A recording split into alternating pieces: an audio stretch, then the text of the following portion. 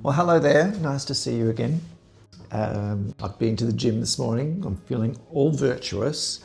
And more importantly, I've spent a few hours updating my list of publishers and putting together my next collection of goodies to post out. I'm sort of, at this stage, sort of thinking I'm playing for the sympathy vote. Somebody's eventually going to open up their 10th envelope from me and they'll go, look, have we got anything we can throw this poor guy? He's probably paid a fortune in stamps and printing so far.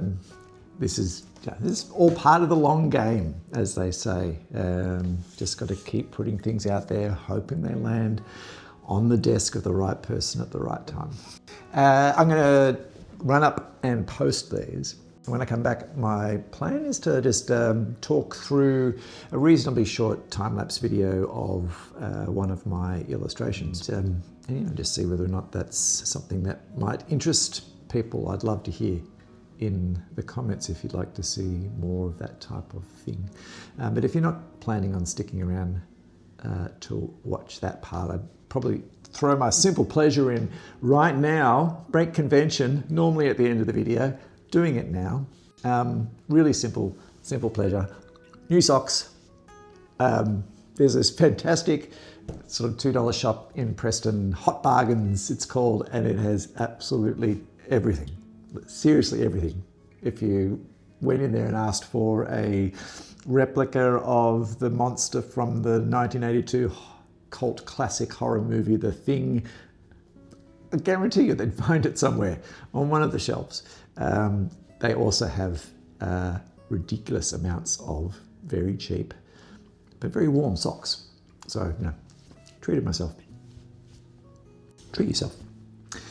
Okay, off to the post office, then I'll be back and hope to see some of you hang around for a little bit of a chat about the Toad Goes Touring illustration that I have in my folio. All right, speak to you soon. Okay, I'm back. Mission accomplished. Packages of goodness have been sent off. I've got my beanie on because it is cold out there today and super windy. I love windy days, but definitely beanie weather still. This is the image I wanted to share, Toad Goes Touring, and I might just start playing it. It's at 1.5, exported from Procreate, and Procreate has a fantastic feature, time-lapse feature built into it. So when you do work inside Procreate, it's essentially recording what you're doing and you can export that.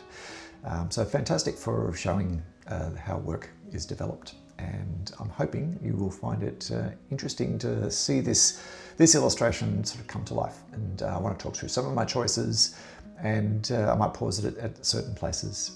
But obviously, if you have any questions about anything that I discuss, I would love to hear them in the comments. And I imagine if you are watching this part right now, you're probably somebody who likes illustrating yourself. Maybe you're starting out in the digital space and you want to learn some things. So I'm really happy to talk tips and tricks and all of those sorts of things. All right, let's hit play and we'll just talk our way through it. Starting off with just a rough sketch, and I sort of did a bit of search for the word jalopy, because that's what I think the type of car that Toad would drive would look like. This is very different to the sort of car that you might see in other illustrations of Toad, but this was just too cute and it fits perfectly this square format. So that was an easy win. So a rough sketch out, but that based on a picture that was sitting there on another screen. Now you can sort of see the image sort of moving around a lot, and that's me resizing and rescaling and just moving elements as I go. So it's just a really great thing to be able to do in the digital space where you can modify the composition as you go. All right, so the rough drawing's in, drop that right back, and now going over the top with some digital inks and using the great brush set that I purchased online from a wonderful illustrator. I am going to try to remember to link to him in my description. I just really like the ink brush set he has. Very much mimics traditional inks and has some great texture stuff that you might be able to see later on. All right, so I'm focusing on the hero here, first of all, obviously getting Toad in and trying to establish a little bit of what this style is going to be, with lots of sort of lines to show value and, you know, borrow a lot from this old style illustration technique. And here comes the jalopy, and you can see, like, I'm trying to infer motion in this still image here with lots of classic tricks like the pose of the figure and Toad's scarf flying out behind him, you know, but also dust and dirt and other things being thrown up by the wheels, and some good old-fashioned motion lines just to show the wheels sort of spinning around. And those wheels are not going to work on a road. That they're not even round, but that kind of wonkiness sort of suited this illustration, and I was really happy for that to be a feature. So as I get to this stage now, I'm now blocking out the whole character with white, and you'll see pink here for the moment just to help me make sure I get everything. This is going to be really useful later on when I want to create a clipping mask for that figure, and I'll try to remember to talk about why that's important.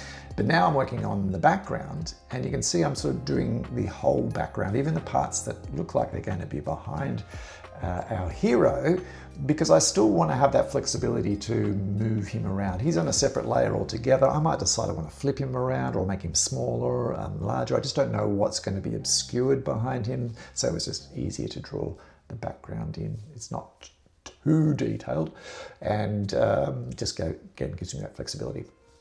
All right, so now we're at the color stage. I might just quickly pause so that you can see that white that you're seeing there, that's the sort of a layer sitting underneath. That's the clipping mask. So what that means is it means that on layers on top, I can paint and I'll stay inside everything that's painted white underneath. So as you can gather, it means I don't have to worry about going outside the lines, and I can paint and just make choices about colors and textures and things without worrying too much about sort of staying within the lines. The other thing you might notice too is that the brush is picking up colors other than the base color that I've selected. I have another short video that I've created around color dynamics in Procreate. It's a really cool feature that allows you to select the range of colors that will be painted around the color that you have selected. I hope that makes sense. But imagine if you picked a green from your digital palette with color dynamics on, you can say, when I paint with that green, I also like you to use some of the colors that are around it on the color wheel. And you can constrain how big or wide that range is. And just creates some great texture and variety. And it helps steer away from what can be very clinical and cold, flat digital colors sometimes. And it fits this aesthetic, I think. I've also chosen deliberately muted colors, low saturation colors, and I'm pretty sure that I'm going to, at some stage, knock those colors back even further. But I think was going to suit this particular style of illustration that I was going for. And again, I wanted Toad to be the hero here, so I've made the jalopy just a collection of muted greys, some rusty browns with some gold accents, but ideally it doesn't steal too much away from Toad, or at least it's seen as a unit. Toad in his jalopy screaming down the country road outside Toad Hall. All right, background's going in, very, very quick and rough because it's not going to, I don't want it to draw attention. In fact, let me just pause here, and so I can just talk you through the background. That happened very quickly, but I've knocked the saturation down again, so made the colors more muted. But the key thing here is that I was also able to recolor the lines for the background, the line work, in this sort of browny sepia color, which again helps push that back. And that's really easy to do in Procreate and any digital drawing platform for that matter. It's just something called alpha lock, where you set the layer to alpha lock, which means anything that is on that layer, or any painting you do onto that layer after you lock it, can only occur on something that's already there. And in this case, that's the lines. So I can create a big fat brush filled with some nice brown color and just paint it digitally over the top, and it will only fill in the lines. I hope that makes sense. If you'd like to know more about Alpha Lock, please let me know. It's a very convenient feature. But as you can see, the whole purpose was to sort of push that background back as much as possible so that Toad could become the hero. Let's keep going. We're getting close to the end here. I might just pause again quickly too, so you can see there's lots of texture that I've added in here. Again, on a separate layer, probably set to overlay. There's some great brushes in this brush set, as I said, that are purely there for painting texture. Lots of scratchy lines, lots of noise, which sort of helps break away from those cold, flat digital colors. And it's all part of just building up this sense of something that could be hand-drawn, but it also doesn't look too polished and too new and too pop in your face. All right, we're right at the very end here. I'll pause it one last time. You can see I've added some smoke here. I've added his license plate, TDHL01 for Toad Hall. And there, yeah, that's pretty much the finished piece. So if you have watched this far and you would like some more of this sort, please let me know. I have other videos that are like this that I'd be more than happy to talk about in terms of composition, some of the choices I made around style, colors, whatever. And if you'd like some more tips and tricks around Procreate or Photoshop for that matter, please let me know. This is about being able to create something that's fun and nostalgic, but also in a way that's super flexible and allows you to make changes and doesn't take you a long time to do. So lots of tips and tricks around how to increase your productivity in your workflow. So let's stop there. And thank you so much for joining me. And I have no idea what I'm going to make a video about next week, but there'll be another video next week. So I hope I'll see you then. Okay, bye.